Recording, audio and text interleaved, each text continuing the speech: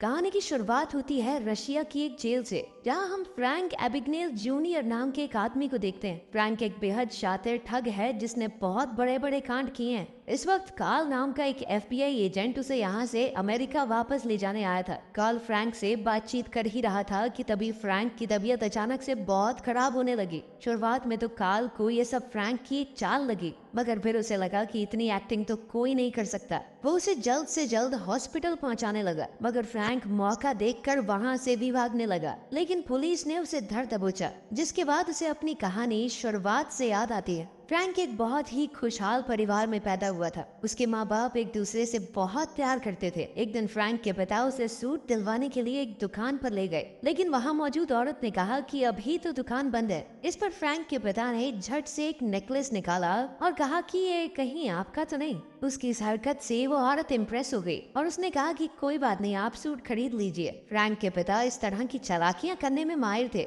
फिर उन्होंने फ्रैंक को ड्राइवर बन के गाड़ी चलाने को कहा और जल्द ही बैंक पहुंच गए। थोड़ी देर में बैंक का मैनेजर उन्हें रिसीव करने आया। दरअसल फ्रैंक के पिता को बिजनेस में बहुत बड़ा लॉस हुआ था, इसीलिए उन्हें बैंक से लोन की जरूरत थी। किसी और अकाउंटेंट की वजह से वो अपना टैक्स भरने में लेट हो गए, जिसके बाद उन्हें बहुत ज्यादा नुकसान उठाना पड़ा। लेकिन ये सब बताने के बावजूद भी कोई बैंक उनकी मदद करने को तैयार नहीं था। फ्रैंक के पिता की कार, प्रॉपर्टी, पैसे सब कुछ गवर्नमेंट ने जब्त कर लिया, मगर इस तंगी के बावजूद भी उन्होंने फ्रैंक का एक बैंक अकाउंट खुलवाया। फ्रैंक ने उनसे पूछा कि आप ऐसा क्यों कर रहे हैं, आप तो खुद कर्जे में हैं। इस पर उसके पिता ने कहा कि मेरी चिंता मत करो, तुम्हारी पूरी जिंदगी अभी आगे पड़ी है, तुम्हें अच्छे से जीनी है। उनकी जिंदगी में अचानक से तंगी आ गई थी, तो फ्रैंक को अपना स्कूल भी बदलना पड़ा। मगर स्कूल के पहले दिन ही इस नए स्कूल में एक लड़का फ्रैंक को परेशान करने लगा। वो उसका मजाक उड़ाते हुए कह के चला गया कि टीचर लग रहा है तू, अपनी उम्र के हिसाब से कपड़े पहना कर, समझा। फ्रैंक को उसकी इस हरकत से बहुत गुस्सा आया और वो सच में टीचर होने की एक्टिंग करने लगा। वो क्लास में पहुंचा और वहाँ पढ़ा रही असली टीचर से कहने लगा कि आप यहाँ क्या कर रही हैं, ये मेरी क्लास है, अभी मैं पढ़ाऊंगा, बाद में आना। बेचारी टीचर बहुत परेशान होकर वहाँ से चली गई। इसके बाद फ्रैंक ने उस लड़के को सबके सामने जलील किया। पूरे एक हफ्ते बाद जाकर स्कूल को पता चला कि इस तरह एक स्टूडेंट क्लास को पढ़ा रहा है, वो भी तब जब वो पूरी क्लास को ट्रिप पर ले जाने वाला था। इसके बाद फ्रैंक के माँ बाप को उसके स्कूल में बुलाया गया। उसके पिता प्रिंसिपल के सामने तो पूरे सीरियस रहे, लेकिन बाद में फ्रैंक के साथ इस बात पर बहुत हंसे।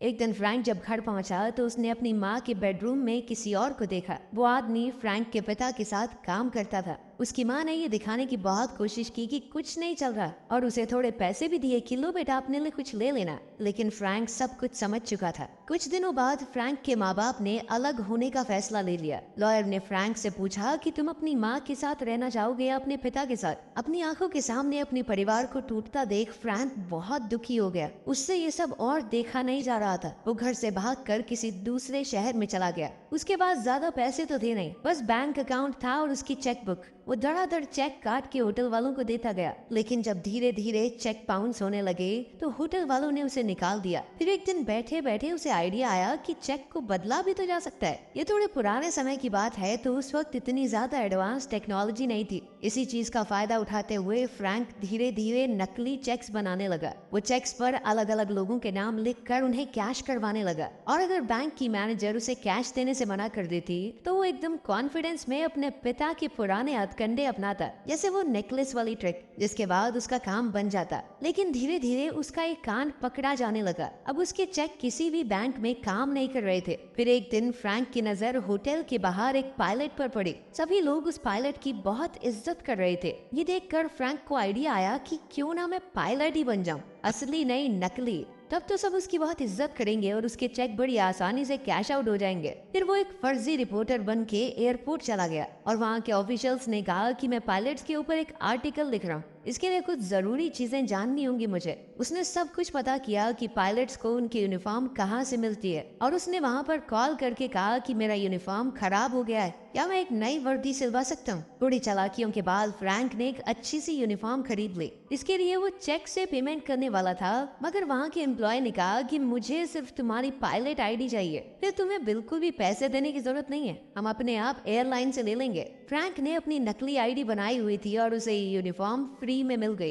इसके बाद फ्रैंक अपने चेक को कैश करने बैंक में आया। जिस बैंक में उसे कोई भाव नहीं देता था, अब मैनेजर उसके पास खुद चलकर आया और उसने खुद ही उसके चेक को कैश करवाया। फिर उसे एक होटल से पता चला कि वो छोटे मोटे नहीं, बड़े अमाउंट के चेक भी कैश करवा सकता है, लेकिन ये उसका सैलरी चेक होना चाहिए। इसके बाद फ्रैंक ने अपना नकली सैलरी चेक भी बनाना शुरू कर दिया। वो खिलौनों के प्लेन से एयरलाइन कंपनी का लोगो निकाल कर चेक पर चिपका देता। फिर वो सैलरी चेक लेकर बैंक चला गया, लेकिन मैनेजर ने कहा कि सर, आप इसे डायरेक्ट एयरपोर्ट से कैश करवा सकते हैं। एयरपोर्ट में फ्रैंक किसी भी वक्त चेक को कैश करवा सकता था और ये बात उसे बहुत पसंद आई। वहाँ की रिसेप्शनिस्ट ने उससे पूछा कि क्या आज आप हमारे साथ उड़ने वाले हो। फ्रैंक ने हाँ कहा तो वो उसे डायरेक्टली प्लेन के अंदर ले गई। पायलट के लिए प्लेन में बैठना फ्री था। फ्रैंक कोई असली पायलट तो था नहीं, तो उसे बहुत डर लग रहा था, अगर उसने फिर भी सबके सामने काफी कॉन्फिडेंस दिखाया। फिर वो एक सुंदर सी एयर होस्टेस के पास गया और उससे पूछा कि क्या ये आपका नेकलेस है। अपने पिता की इस ट्रिक से उसने लड़की को इम्प्रेस कर लिया। फ्रैंक अपनी उम्र से थोड़ा बड़ा लगता था और किसी को शक नहीं हुआ कि वो 22-23 साल का एक असली पायलट नहीं है। फ्रैंक अपनी जिंदगी के पूरे मजे ले रहा था। उसने एक बैंक की मैनेजर के साथ भी फ्लर्ट करना शुरू किया और पूरे सिस्टम को समझने लगा कि चेक कहाँ से आते हैं, कहाँ जाते हैं, अकाउंट नंबर कैसे असाइन होते हैं, सब कुछ उसने पता लगा लिया। उसे पता चला कि बैंक के चेक्स को एनकोड करने के लिए टाइपराइटर का इस्तेमाल किया जाता है, तो उसने भी बिल्कुल वैसा ही सेकंड हैंड टाइपराइटर खरीद लिया। फ्रैंक अब नकली सा काम नहीं कर रहा था, उसका काम बहुत ज्यादा प्रोफेशनल हो गया था। धीरे धीरे वो चेक्स की मदद से ज्यादा रकम निकालने लगा और उसका ये फ्रॉड बड़े से बड़ा होता गया। उसकी इन हरकतों की खबर FBI तक पहुंच चुकी थी और उस केस को कार्ल नाम के एक एजेंट को असाइन कर दिया गया। वो अपने काम को बहुत सीरियसली लेता था। एक दिन फ्रैंक अपने पिता से मिला, जिन्हें वो अक्सर चिट्ठियां लिखकर बताता था कि आजकल क्या कर रहा है। फ्रैंक के पिता को लगता था कि उनका बेटा सच में पायलट बन चुका है। उन्हें उसके ऊपर बहुत फक्र हुआ। फ्रैंक ने कहा कि सरकार ने आपसे सब कुछ छीन लिया, तो मैंने अपनी कमाई से आपके लिए एक गाड़ी खरीदी है, वही जो मूवी में जेम्स बॉन्ड चलाता था। मगर फ्रैंक के पिता ने कहा कि टैक्स घोटाले के बाद सरकार अभी भी मेरे पीछे पड़ी है। अगर मैं ये गाड़ी ले गया तो कुछ दिन बाद वो इस गाड़ी को भी मुझसे छीन लेंगे। फ्रैंक के पिता का स्टोर भी बंद हो गया था, वो तंगी में ही चल रहे थे। फ्रैंक ने उन्हें पैसे देने का भी ऑफर दिया, मगर उन्होंने कहा कि मैं तुमसे पैसे नहीं ले सकता। फ्रैंक पूरे देश के सिस्टम को बहुत अच्छे से समझ चुका था। वो अलग अलग स्टेट्स के चेक दूसरी स्टेट में जाकर चलाता था। FBI बड़े ध्यान से उसकी सभी हरकतों पर नजर रखे हुए थी और जल्द ही वो उस होटल में पहुंच गए जहां फ्रैंक ने लास्ट चेक चलाया था। होटल में पूछताछ करते हुए पता चला कि फ्रैंक अभी भी उसी होटल में रह रहा है। वो इतने दिनों से वहां था कि अब उसकी जान पहचान होटल में सबसे हो चुकी थी। कार्ल बंदूक लेकर सीधा फ्रैंक के कमरे में पहुंचा। फ्रैंक समझ गया कि अगर कोई चालाकी नहीं दिखाई तो पकड़ा जाऊंगा, और वो कार्ल के सामने ऐसे दिखाने लगा कि हाँ शांत रह, मैं सीक्रेट सर्विस से हूँ। तुझे क्या लगा तू अकेला ढूंढ रहा इस आदमी को? इस आदमी के पीछे पूरी सरकार लगी है। कार्ल ने कहा कि मुझे अपनी ID दिखाओ। मैं कैसे मानूं तुम जो कह रहे हो वही हो? इस पर फ्रैंक ने कहा कि तुम एक काम करो, मेरा पूरा बटवाई रख लो, चेक कर लो शांति से। कार्ल एक हाथ से उस वॉलेट को खोल नहीं पा रहा था। तभी फ्रैंक ने उससे कहा कि देखो, हमारे आदमियों ने उस ठग को पकड़ भी लिया है, हम तुमसे पहले यहाँ पहुँच गए थे। नीचे फ्रैंक का ही एक पड़ोसी एक अंधे आदमी को गाड़ी में बैठने में मदद कर रहा था। दूर से देखने पर कार्ल को लगा कि सच में ठग को पकड़ लिया गया है। इससे कार्ल भी फ्रैंक के ऊपर भरोसा करने लगा। फ्रैंक ने अपना नकली चेक बनाने का सारा सामान उठा लिया और कार्ल से कहा कि पुलिस थोड़ी देर में आती होगी, तब तक मैं ये सबूत नीचे रख के आता हूँ। अब तो कार्ल उस पर पूरा भरोसा करने लगा था। उसने कहा कि ये लो अपना वॉलेट भी ले जाओ, लेकिन फ्रैंक ने जानबूझकर कहा कि नहीं, इसे तुम ही रखो, और सारे जरूरी सामान को लेकर वो वहाँ से भाग गया। कुछ देर बाद जब कार्ल ने आखिरकार वॉलेट खोल कर देखा तो उसमें कुछ भी नहीं था। वो शातिर ठग उसकी आंखों के सामने भाग चुका था। ये जानकर कार्ल को बहुत बेइज्जती महसूस हुई। उसके बॉस ने भी उसे खूब झाड़ लगाई। कार्ल इतने गुस्से में था कि उसने अपने बॉस को ही खरी खोटी सुना दी। फ्रैंक जिस तरह पायलट होने का दिखावा करता था, ये बात धीरे धीरे एयरलाइंस को पता चलने लगी। अब यही स्कैम फिर से करते रहना थोड़ा मुश्किल था। प्रेस को जब इस बात का पता चला तो उन्होंने फ्रैंक को जेम्स बॉन्ड का नाम दे दिया। फ्रैंक इस बात से बहुत खुश हुआ और उसने बिल्कुल जेम्स बॉन्ड जैसे ही सूट पहनने शुरू कर दिए, गाड़ी भी वैसी ही खरीद ली। धीरे धीरे समय बीतता गया और क्रिसमस का समय आ गया। कार्ल अकेला अपने ऑफिस में काम कर रहा था। तभी फ्रैंक ने उसे कॉल करके कहा कि अब तक जो भी मैंने तुम्हारे साथ किया उसके लिए मैं माफी मांगना चाहता हूँ। फ्रैंक ने अपना पता भी उसे दे दिया, लेकिन कार्ल ने कहा कि तुम मुझे फंसा रहे हो ना, इस बार तेरे चंगुल में नहीं आऊंगा बेटे। साथ ही कार्ल ने कहा कि तेरे पास पैसा भले ही हो, लेकिन तू बहुत अकेला है, इसीलिए तो मुझे फोन कर रहा है। फ्रैंक को ये बात बहुत बुरी लगी और उसने फोन रख दिया, लेकिन फ्रैंक इस बार सच कह रहा था। उसने अपना असली एड्रेस कार्ल को बताया था। आखिरी बार जब कार्ल ने फ्रैंक से बात की थी तो उसने अपना नाम बैरी एलन बताया था, जो कि एक कॉमिक बुक का कैरेक्टर है। कार्ल ने तभी अपने ऑफिस में फोन करके बताया कि ये कोई बच्चा है जो बस थोड़ा बड़ा दिखता है, उम्र बहुत कम है इसकी,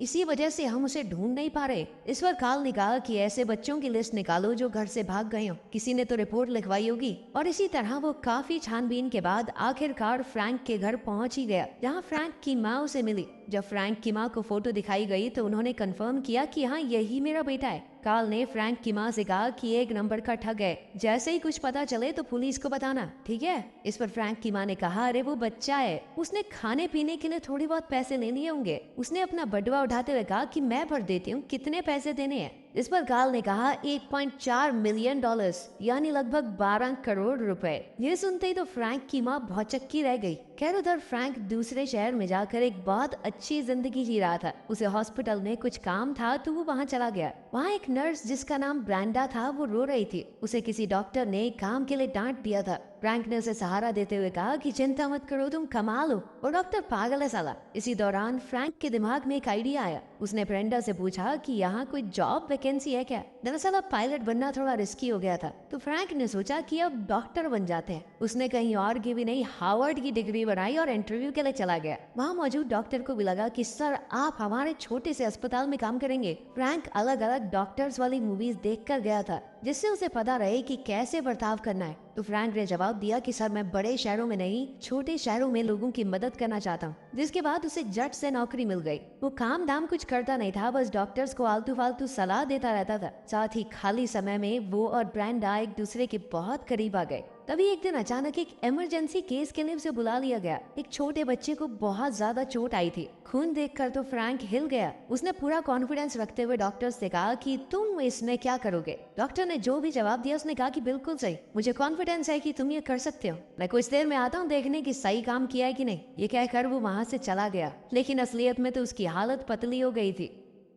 दूसरी तरफ कार्ल फ्रैंक के पिता से मिलने गया और उसने फ्रैंक के पिता को उसके सारे कारनामे बता दिए। इस पर फ्रैंक के पिता ने कहा कि मैं नहीं जानता वो कहाँ है, और अगर पता भी होता तो भी तुम्हें नहीं बताता। कार्ल को समझ आ गया कि बाप बेटा बहुत करीब है, जरूर से चिट्ठियां तो भेजता ही होगा। उसने वहाँ पड़ी हुई चिट्ठियों में से हिसाब लगा लिया कि आखिर फ्रैंक कहाँ रहता होगा। अब वो पुलिस को लेकर जल्द ही वहाँ जाने वाला था। उधर फ्रैंक और ब्रेंडा अब एक दूसरे को चाहने लगे थे। एक दिन ब्रेंडा अचानक से रोने लगी। उसने फ्रैंक को बताया कि मेरा एक बार अबॉर्शन हो चुका है, जिसके बाद मेरे पिता ने मुझे घर से निकाल दिया था। इस पर फ्रैंक ने कुछ सोचते हुए कहा कि देखो, अगर मैं तुम्हारे पिता से शादी की बात करूं तो क्या वो तुम्हें अपना लेंगे। ब्रेंडा को ये बात बहुत अच्छी लगी। फिर फ्रैंक ब्रेंडा के पिता से मिलने चला गया। ब्रेंडा के पिता एक लॉयर थे, तो फ्रैंक ने भी कह दिया कि मैं भी पहले लॉयर ही था, उसके बाद ही डॉक्टर बना। वो वकालत के ऊपर भी फिल्में देख के आया था, तो उसने अपनी बातों से सबको इम्प्रेस कर दिया। ब्रेंडा के पिता ने पूछा कि देखो, सच सच बताना, आखिर तुम्हारे जैसे आदमी ने मेरी बेटी में क्या देखा। इस पर फ्रैंक ने कहा कि मैं सिर्फ एक मामूली सा आदमी हूँ जो आपकी बेटी से प्यार करता है। जिसके बाद ब्रेंडा के पिता तो बहुत ज्यादा इम्प्रेस हो गए। फ्रैंक ने ब्रेंडा के पिता से पूछा कि अगर मैं यहाँ पर लॉ प्रैक्टिस करना चाहूँ तो मुझे क्या करना होगा। इस पर उन्होंने कहा कि तुमने लॉ स्कूल तो किया ही हुआ है, तो बस तुम्हें एक एग्जाम देना होगा, जिसके बाद तुम यहाँ पर प्रैक्टिस कर सकते हो। जिसके बाद फ्रैंक ने असलियत में पढ़कर एग्जाम दिया और लॉयर बन गया। इसके बाद कहानी फिर से प्रेजेंट में आई, जहाँ कार्ल ने फ्रैंक को अरेस्ट कर लिया था। कार्ल ने पूछा कि तुमने उस एग्जाम को पास कैसे किया। तो फ्रैंक ने कहा कि इस बात से क्या फर्क पड़ता है, लेके तो तुम ये जेल में जाएगा ना, कोर्ट में तो नहीं। कहानी फिर पीछे गई, जहां हम फ्रैंक को ब्रेंडा की फैमिली के साथ अच्छी तरह घुलते मिलते हुए देखते हैं। वो ब्रेंडा से शादी करने ही वाला था। उसने अपने पिता से मिलने की इच्छा जाहिर की और साथ ही उन्हें बताया कि गवर्नमेंट ने हमसे जो कुछ भी छीना था वो सब हम वापस हासिल करके रहेंगे, और फिर आप माँ को भी मना लेना और हम सब पहले की तरह एक साथ रहेंगे। उसके पिता ने बताया कि तुम्हारी माँ ने किसी और से शादी कर ली है। ये सुनकर फ्रैंक को बहुत बुरा लगा। उसके पिता ने यह भी कहा कि मुझे तुम्हारे कारनामों के बारे में पता चल चुका है, ये सुनते ही फ्रैंक को बहुत बड़ा धक्का लगा और वो वहाँ से चला गया। रात को फ्रैंक ने कार्ल को कॉल करके बताया कि मैं शादी करने वाला हूँ, हमारे बीच में जो कुछ भी हुआ मैं भूल जाना चाहता हूँ अब। फ्रैंक चाहता था कि उसके ऊपर जितने भी चार्जेस लगे हैं सारे ड्रॉप कर दिए जाएं। इस पर कार्ल ने कहा कि मैं तुम्हें कभी भी नहीं छोड़ूंगा, जब तक मेरी नौकरी है तब तक तेरा पीछा करता रहूंगा, ये सब करने के बाद तुम बच नहीं सकते। इसके बाद कार्ल ने एक आइडिया लगाया। उसे पता था कि शादी के बाद फ्रैंक अपना नाम चेंज नहीं कर सकता। डॉक्टर बनने पर उसका जो नाम था उस नाम को कार्ल ने हर जगह सर्च करने का ऑर्डर दिया। उसने हिसाब लगाया कि कहीं ना कहीं शादी का इनविटेशन भी तो छपा होगा, तो उसने इन सब चीजों पर भी निगरानी रखनी शुरू की। फ्रैंक की शादी हुई और सारे एजेंट्स वहां पहुंच गए। फ्रैंक ये देखते ही ब्रेंडा को लेकर अपने कमरे में आ गया। फ्रैंक ने ब्रेंडा को सब कुछ सच बताया कि वो आज तक लोगों को बेवकूफ बनाता आया है, लेकिन ब्रेंडा से वो सच्चा प्यार करता है। उसने कहा कि मैं यहाँ से अभी तो भाग रहा हूँ, तो मुझे एयरपोर्ट पर आकर मिलना, और तुम कहाँ जा रही हो इस बारे में किसी को कुछ मत बताना। अगले दिन एयरपोर्ट पर फ्रैंक ने ब्रेंडा का इंतजार किया। ब्रेंडा वहाँ आ तो गई, पर वो अकेली नहीं थी, उसके साथ एजेंट्स भी थे। फ्रैंक का वहाँ से निकलना बहुत ज्यादा मुश्किल हो गया था। तभी उसने एक आइडिया लगाया। वो एक कॉलेज में गया और कहा कि हमारी एयरलाइन बहुत सारी एयर होस्टेसेस को काम पर रख रही है। बहुत सारे इंटरव्यूज लेकर उसने सुंदर लड़कियों को सिलेक्ट कर लिया और उन लड़कियों को अपने आसपास रखकर वो पायलट की यूनिफॉर्म पहन के एयरपोर्ट में घुस गया। सभी पुलिस वाले उन सुंदर लड़कियों की खूबसूरती देखकर खो गए और फ्रैंक आसानी से वहां से निकल गया। इस सब के दौरान ही फ्रैंक जैसा दिखने वाला एक लड़का कार लेकर एयरपोर्ट के बाहर खड़ा हो गया। सारे FBI एजेंट उसे पकड़ने के लिए भागे। पकड़े जाने पर लड़के ने कहा कि एक बंदे ने मुझे पैसे दिए थे यहाँ खड़े होने के। फ्रैंक बड़ी ही चालाकी से देश से बाहर निकल गया। इसके बाद उसने बहुत सारे अलग अलग देशों में बड़े बड़े फ्रॉड किए। फ्रैंक की जो आखिरी जगह पता चली थी वहाँ वो चेक बना रहा था। कार्ल ने अपने सीनियर्स से कहा कि मुझे वहाँ जाने दीजिए, मैं उसे पकड़ कर ले आऊंगा, लेकिन उसके सीनियर्स ने उसकी बात नहीं मानी। हमारे देश में तो पकड़ नहीं पाए, दूसरे देश में पकड़ोगे। फिर कार्ल ने फ्रैंक के बारे में और इन्फॉर्मेशन निकाली और उसे पता चला कि अब तो फ्रैंक अपने चेक्स को प्रिंट करवा रहा है। कार्ल इतना तो जानता था कि फ्रैंक रशिया में है, लेकिन रशिया छोटा देश तो है नहीं, रशिया में कहाँ पर। उसे याद आया कि फ्रैंक की माँ रशिया के एक छोटे से गांव से थी और थोड़ी रिसर्च करने पर पता चला कि वहाँ एक प्रिंटिंग प्रेस भी है। आज फिर से क्रिसमस ईव का दिन था। वो वहाँ पहुंचा तो कार्ल को फ्रैंक मिल गया। फ्रैंक ने कहा कि आओ मैं तुम्हें घुमा के लाता हूँ, मेरे साथ बाहर चलो। तो कार्ल ने कहा कि देखो, भागने की कोशिश बिल्कुल मत करना, वरना यहाँ की पुलिस तुम्हें मार डालेगी। कार्ल ने कहा कि अगर तुम अभी सरेंडर कर दो तो मैं तुम्हें बचा सकता हूँ। जिस पर फ्रैंक ने उसे कहा कि खा अपने बच्चों की कसम। कार्ल ने कसम भी खाई और कहा कि यकीन करो मैं सच बोल रहा हूँ। जिसके बाद फ्रैंक ने हथकड़ियां पहन ली, लेकिन बाहर आने पर वहाँ कोई नहीं था। एक बार तो फ्रैंक को लगा कि मैं पागल बन गया, लेकिन अगले ही पल बहुत सारी पुलिस की गाड़ियां वहाँ पहुँच गई। अब कहानी फिर से वर्तमान में आती है। कार्ल और फ्रैंक अमेरिका में लैंड होने ही वाले थे। तभी फ्रैंक ने कहा कि मैं अपने पिता से बात करना चाहता हूँ। जिस पर कार्ल ने भारी मन से बताया कि तुम्हारे पिता की बाथरूम में गिरने की वजह से मौत हो गई है। फ्रैंक को इस बात का बहुत सदमा लगा और वो टॉयलेट में जाकर जोर जोर से रोने लगा। प्लेन लैंड होने में अब बहुत कम समय बचा था, लेकिन तब भी जब फ्रैंक बाथरूम से बाहर नहीं आया तो कार्ल ने दरवाजा तोड़ कर देखा कि अंदर आया भी कि नहीं। लेकिन तब तक फ्रैंक ने सिंक का स्क्रू निकाल दिया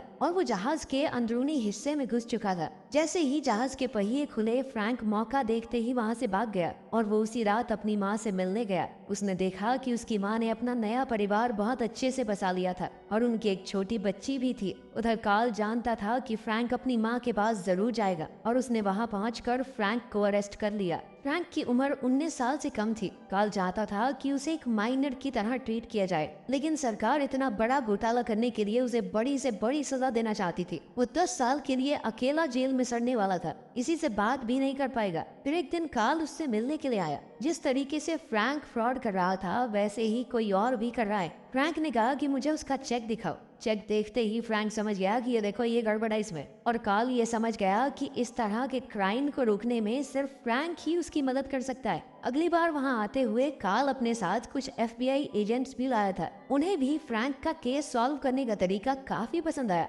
धीरे धीरे कार्ल ने फ्रैंक को जेल से बाहर निकाल दिया और FBI में एक नौकरी दे दी। यहाँ उसे रोज 8 घंटे नौकरी करनी थी। जिंदगी ने उसे एक और मौका दिया था। अगर उसने भागने की कोशिश की तो उसे सीधा 50 साल की सजा हो जाएगी। फ्रैंक ने अच्छे से नौकरी करने की पूरी कोशिश की, लेकिन वो बहुत बोर होने लग गया। उसने FBI में खुद के रिकॉर्ड निकाले और उन्हें मिटा दिया। वीकेंड पर वो किसी और देश में भागने ही वाला था, मगर कार्ल ने उसे रोक लिया और कहा कि देखो, तुम बच्चे हो, जिंदगी ने तुम्हें एक और मौका दिया है तो उसका फायदा उठाना चाहिए। तुम अगर भागे तो पूरी जिंदगी जेल में बितानी पड़ेगी। मैं तुम्हें रोकने नहीं वाला, मगर मंडे को काम पर वापस आ जाना। याद रखना, तुम्हारा पीछा कोई नहीं कर रहा, किसी से भागने की जरूरत नहीं है। फ्रैंक वहाँ से चला गया और मंडे को कार्ल उसका बेसब्री से इंतजार कर रहा था। एक बार को तो उसे लगा कि फ्रैंक फिर से भाग गया, लेकिन फ्रैंक वापस आया और फिर से अलग अलग केसेस पर कमाल तरीके से काम करने लगा। जल्द ही फ्रैंक ने एक लड़की ढूंढकर शादी भी कर ली और एक बेहतर जिंदगी जीने लगा। FBI में अपना नाम करने के बाद उसने एक कंपनी शुरू की जो कि बैंक से जुड़े हुए सभी तरह के फ्रॉड्स को खत्म करने के लिए काम करती थी। अब फ्रैंक से बेहतर चोरों को कौन ही पकड़ सकता था। ये एक सच्ची कहानी है जिसमें फ्रैंक आखिर में सही तरीके से भी करोड़पति